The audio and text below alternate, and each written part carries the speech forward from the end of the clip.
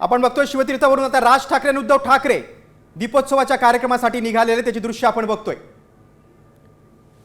यंदा पहिल्यांदाच उद्धव ठाकरेंच्या हस्ते मनसेच्या दीपोत्सवाचं उद्घाटन होणार आहे आणि ही थेट दृश्य आपण साम टीव्हीच्या माध्यमातून पाहतोय। या ठिकाणी खासदार संजय राऊत देखील उपस्थित आहेत, शिवाय सहकुटुंब उद्धव ठाकरे आणि राज ठाकरे पहिल्यांदाच दीपोत्सवाच्या कार्यक्रमासाठी एकत्र आलेले आहेत। एक ऐतिहासिक क्षण म्हणावा लागेल, एक कौटुंबिक सोहळा तर आहेच, पण महाराष्ट्र संपूर्ण या कौटुंबिक सोहळ्याला कधी राजकीय सोहळ्याचं चित्र पाहायला मिळणार आहे याकडे संपूर्ण महाराष्ट्राचं लक्ष लागलंय। पुन्हा एकदा ठाकरे बंधू एकाच व्यासपीठावर येणार आपण दृश्यामध्ये बघतोय। आमदार आदित्य ठाकरे त्यांचे बंधू तेजस हे देखील उपस्थित आहेत।